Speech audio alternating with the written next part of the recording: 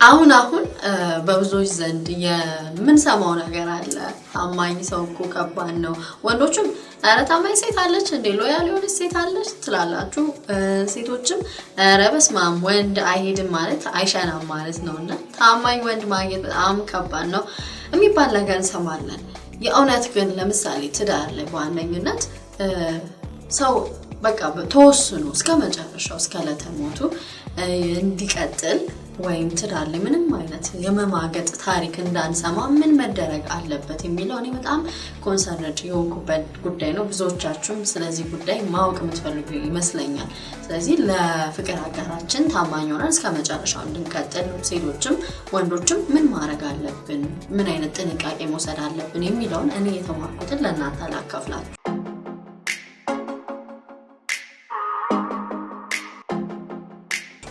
የመጀመሪያው ግድግዳውና መስኮቱ መሰራቱን አረጋግጡ። ምን ማለት ነው ካላችሁኝ፣ ለምሳሌ ቤት ግድግዳና መስኮት የሚሰራው ለምንድን ነው? ግድግዳና መስኮት ባይኖሩ ኖሮ ማንም ሌባ ወንበዴ ዘው ብሎ ይገባል አይደለ? ለመስረቅ በጣም ቀላል ነው የሚሆነው ያንን ቤት። ኢቭን ሰው እንኳን ግድግዳና መስኮት ካላችሁ የሚገባው ሰው ተንኳክቶ ነው አይደል? ዝም ብሎ አይገባም። ተንኳክቶ ፍቃደኛ ከሆናችሁ ነው የሚገባው። ትዳር ላይ ግድግዳና መስኮት ማለት የሚገባውን ሰው ወደ ህይወታችሁ የምታስገቡት ቤተሰቦቻችሁ ሊሆኑ ይችላሉ፣ ጓደኞቻችሁ ሊሆኑ ይችላሉ። ለትዳራችሁም እንደዛ መዝጊያ አበጁለት ልላችሁ ነው። ምን ማለት ነው?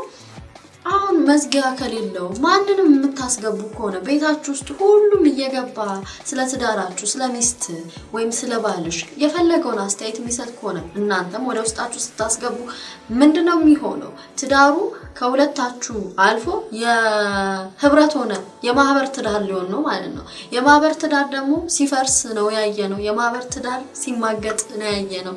አያዋጣም። ትዳር የሁለት ሰው ግንኙነት ነው እንጂ የአራት ሰው የአምስት ሰው ወይም ደግሞ የህዝቡ ሁሉ ወይ የቤተሰቡ እንኳን አይደለም። ስለዚህ ስናስገብ ማለት በጣም እንጠንቀቅ። ያው ለምሳሌ አላገባውኝም ግን ወደፊት አንድ የተማርኩት ነገር እናቴ ያስተማረችኝ ነገር ምንድነው? በፍጹም የገዛ እናት አባት እንኳን ቢሆን በእኔ ትዳር ላይ ስልጣን ሰጥቼ እንደፈለጉ እንዲያረጉ ማረግ የለብኝም። የፈለገው ወዳቸዋለሁ፣ አከብራቸዋለሁ፣ ግን ባሌ ሌላ ሰው ነው እንጂ እነሱ አይደሉም።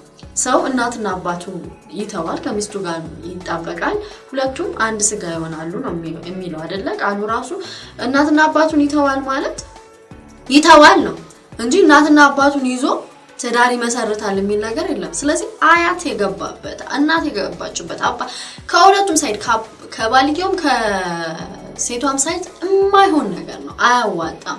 ስለዚህ እኔ እንኳን የተረዳሁት ነገር ብዙ ጊዜ አማቶች ምናምን የገቡበት የገቡበት ነገር ምንም እጅ የበዛበት ምግብ አሁን ምግብ እየመጣ እጅ ቢነካካ እጅ ነው የሚለው ይለውጣል አይደል? ትዳርም እንደዛ ነው። ብዙ ሰው ሲነካካው ሁሉም ሐሳብ አስተያየቱን የሚሰጥ ከሆነ በቃ ይበላሻል። ስለዚህ የቤታችሁን በር በደንብ መዘጋቱን አረጋግጡ። በተቻለ መጠን ትዳር ላይ ባልና ሚስት ነገሩን ለመፍታት በራሳችሁ ሞክሩ እንጂ ሶስተኛ ወገን የገባ ጊዜ ያኔ ነው ትዳራችሁ መነቃነቅ የሚጀምረው።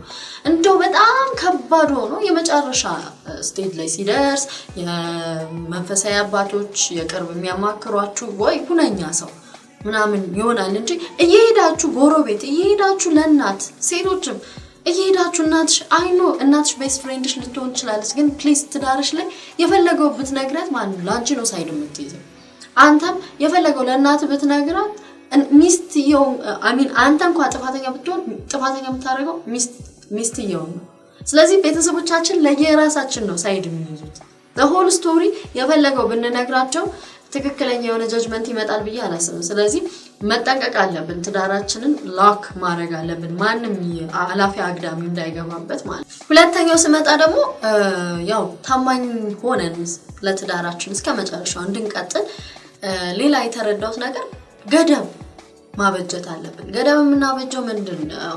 ከተቃራኒ ጾታ ጋር ያለን ግንኙነት ገደብ እናበጅ።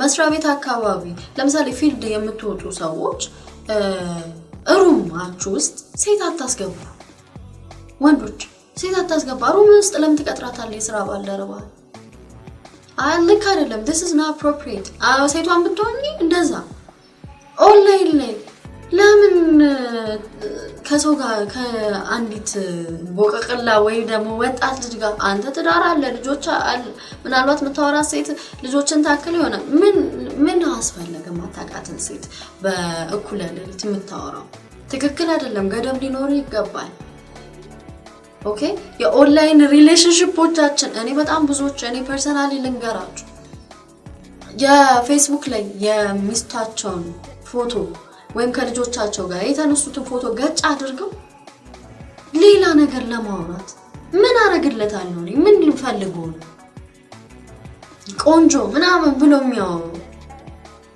ማለት አለ አይደለም አወራለሁ ማለት ዳሮች ጋር ልናወራ እንችላለን ግን ልናወራ የምንችለው አለው የተወሰነ ቶፒክ አይደል እሱንም ደግሞ ኮንስታንት ላይ አይደለም ስለሆነ ሐሳብ ሼር ልንደራረግ እንችላለን ሶሻል ሚዲያ ለዛም ነው የተሰራው ምንም ችግር የለውም ግን ልክ እኩለ ሌሊት ላይ እንደው ከእንቅልፍ ተነስተው ወይ ሰዓትም ዲፈረንስ ሊኖር ይችላል ሌላ ሀገር 6 ሰዓት 7 ሰዓት ላይ የሚያናል ከእንቅልፍ የተነስቼ እንትን ማለት ነው ምን አስባለሽ ትዳር ካለሽ ገደብ ይኖርሽ ከሌሎች ሰዎች ጋር ያለሽን ግንኙነት ገድቢ ኦንላይንም ይሁን በኖርማል because እንደውም የሆነ ጽሁፍ ላይ ያነበብኩት ማይክሮ ኤንድ ማክሮ ቺቲንግ የሚባል አለ ማይክሮ ቺቲንግ የሚባለው ሰዎች ባለቤቴ ብታይኝ ደስ አይላትም የሚሉትን አይነት ግንኙነት ምንም ሴክሹዋል አይደለም ከወሲብ ጋር የተያዘ አይደለም ግን ኢቭን መቀራረብ መተቃቀፍ ወይ ቻት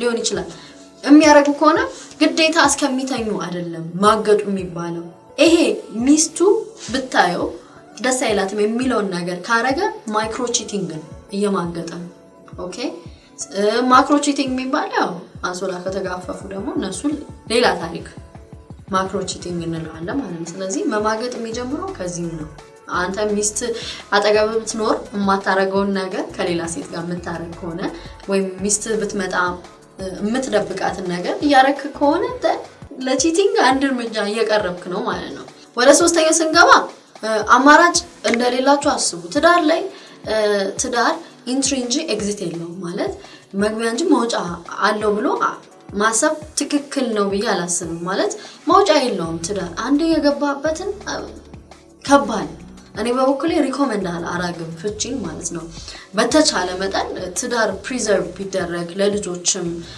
ኢንስቲትዩሽን ነው የከበረ ተቋም ነው ስለዚህ ይሄ ዝም ብለ ገብተ ዝም ብለ የምትወጣበት ማለት ነው እና ካልተመቸችኝ ችግር የለም ይሄዳሉ አይነት ወይም ካልተመቸችኝ ሌላ ሴት ያለው አይነት አቲቲዩድ አሁን እየሰማው ነው ትዳር ለምን ቸኩለሽ አገባሽ ምናምን ይሳውራ አንዳንዴ በቃ ካልተመቸኝ ፈቷለሁ ወይም ካልተመቸችኝ ምንድነው ፍቺ አለ እንዴ እንደዚህ ተብሎ ይገባል እንዴ ትላለ ሲገባ መሆን ያለበት በቃ ላይፍ ታይም ኮሚትመንት እንደሆነ እስከ መጨረሻው ላትለያዩ እንደሆነ አስቡ መግባትን የመሰለ ነገር የለም ስለዚህ አንዱ ካልተመቸችኝ እተዋታለሁ የሚል አቲቲዩድ ይሄ ነው መጀመሪያ ይሄም ራሱ ሰው እንዲማግጥ ከሚያረጉት ነገሮች መካከል ይሄ ነው ወደ አራተኛው ስንመጣ ደግሞ ባለትዳሮች በተቻላችሁ መጠን አብዛኛው ጓደኞቻችሁ ባለትዳሮች ሲንግሎች ጋር ስትውሉ አሁን እኔ ለምሳሌ አላገባም ስለዚህ ባለትዳር ጓደኞች አሉ ከነሱ ጋር ብዙ ጊዜ ላሉል ይችላል because እነሱ እንደኔ መሆን አይችሉም እኔ ማንንም እንትን ኮሚትመንትም የለብኝም እንደነሱ የተጣበበ ሰዓት ላይ ኖረኝ ይችላልና ከላይፍ ከስራ ከትምህርት ከምናምን ባሻገር ማለት ነው እነሱ ግን ልጆች አሉ ትዳር ራሱ ባንድ ላይ ፈልግ ይችላል እሷ ኢቭንኛ ሻይ ቡና እንድንል ራሱ ስለዚህ ከኛ እኩል መሆን አይችልም አንድ የኛ ጓደኞች ባለትዳር ከሆኑ ስለዚህ በተቻለ መጠን እኔም ያየሁት ነገር ትዳር ከተገባ በኋላ አባባልን መቀየር የመሰለ ነገር የለም ከባለትዳሮች ጋር መዋል ነው የሚያዋጣው ካልሆነ ግን ለመማገጥ ክፍተት እየፈጠርክ እንደሆነ አስብ ምክንያቱም ሲንግል ሲሆን የሚወራው ነገር ስለምንድነው ብዙ ነገር ሊያወሩ ይችላሉ ጓደኞች ሊያጓጉ ይችላሉ ከእንደዚህ አይነት ነገር ደግሞ መሸሽ አለበት ባለትዳሮች ጋር ስትሆን ግን ሞር ያው ኤክስፒሪየንስም ሼር ተደራረጋላችሁ ብዙ ነገሮች የምትውሉበትም ነገር የተመሳሰለና የተወሰነ ነው የሚሆነው ማለት ነው። ወደ መጨረሻ ስንመጣ ትልቁ ነገር የሚመስለኝ እንዳይማገጥ የትዳር አጋራችንን ቤስት ፍሬንዳችን ማድረግ ነው። ብዙዎች ባሎቻቸው ወይም ሚስቶቻቸው ቤስት ፍሬንዶቻቸው አይደሉም። that's not right እኔ ትክክል ነው ብዬ አላስብም።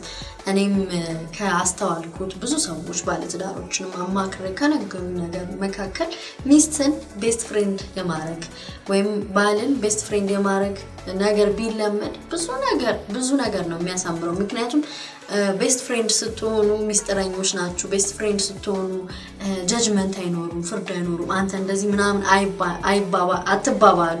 አብራችሁ ማምሸት ከፈለጋችሁ አብራችሁ ታመሻላችሁ፣ መጠጣት ከፈለጋችሁ አብራችሁ ትጠጣላችሁ፣ መዝናናት ስትፈልጉ አብራችሁ ትዝናናላችሁ። ልጆቻችሁን አስቀምጣችሁ እናንተ የራሳችሁን ጊዜ ታሳልፋላችሁ። አድቬንቸር ብዙ የሚያስደስት ነገር አብራችሁ ታረጋላችሁ። ስለዚህ ሪሌሽንሺፕ ላይ ሜሪጅ ላይ ባልና ሚስት ብቻ ሳይሆን ቤስት ፍሬንድስ ሁኑ። ቤስት ፍሬንድ ከሆነ በጣም ደስ ይላል። እንደ ቤስት ፍሬንድ ሚስጥረኛ ናት፣ እንደ ሚስት ደግሞ ምንድነው የፍቅር አጋር ናት። ስለዚህ ሁሉ ነገር መሆን ከቻላችሁ ሰዎች እግራቸው ወጥቶ ከትዳራቸው ውጪ የሚማገጡበት ነገር አይኖርም። በተቻለ መጠን ግን እነኚህ ያልኳችሁ ነገሮች ማድረግ ጤናማ ትዳር ይሄ ልብ ስብራት የሌለበት መተማመን ያለበት ትዳር መስራት እንችላለን ማለት ነው። የኔ ሐሳብ ይሄን ይመስላል። እናንተም ምጨምሩት ካለ ወይም ነው የምትሉትም ካለ ሐሳብ አስተያየታችሁን ይቀበላለሁ። ቻናላችንን ሰብስክራይብ አድርጉና ቤተሰብ ቻው።